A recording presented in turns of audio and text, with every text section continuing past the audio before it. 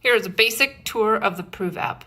At the top, it'll tell you if you have a test and when it is, what cycle day you're on, and if you're past your peak day, it'll tell you how many days here.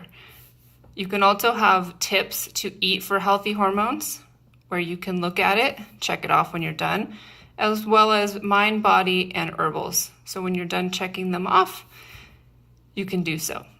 You can look at your hormones through this tab right here. And so there's graphs across the top that shows you the hormones here.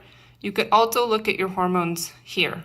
If you don't see all of them here, you can scroll to the bottom and you can view test history.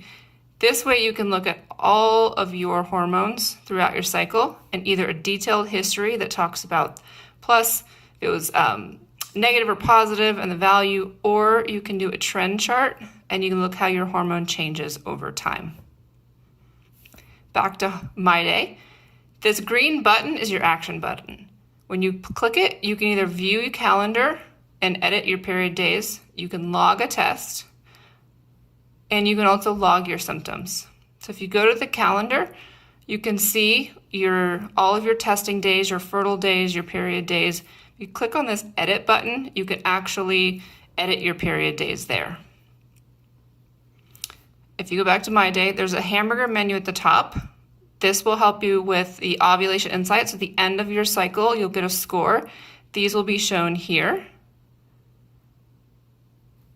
And then again, here's the test history where you can see all of your results. There's also the calendar. You can access it through this menu as well. And there's settings. So if you ever need to change your cycle length, your kit size, you ever want to delete your account, change your passwords, you can do that here. And then there's a get in touch. This is very important. If you have any issues, please contact us. We want to help you. We also have a private community of women that also want to support other women like you.